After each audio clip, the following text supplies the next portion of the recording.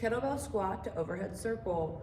So we'll grab a smaller kettlebell. So in this exercise, we're going to use the momentum from the power of our hips to laterally take a bell over our head and also rely on our oblique strength to get it up and overhead.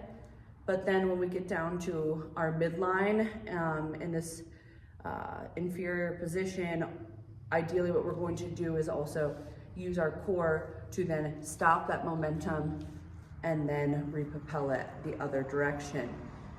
So we are really starting to integrate our core really in all planes of motion and also load and so many other things. So we're moving into full body movements with core function.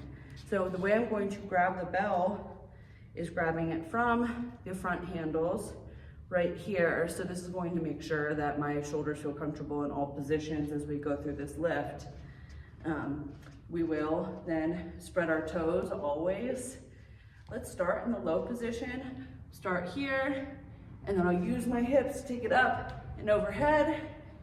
And then you see that it almost acts as a pendulum, that it goes a little past that midline, using my hips to get it up overhead, and then my core here in this center to stop it. So obviously, it's always best to do both sides unless I've instructed you otherwise. And so we will just use that momentum, and as we then become more functional in this movement pattern, we can always add weight to increase the challenge.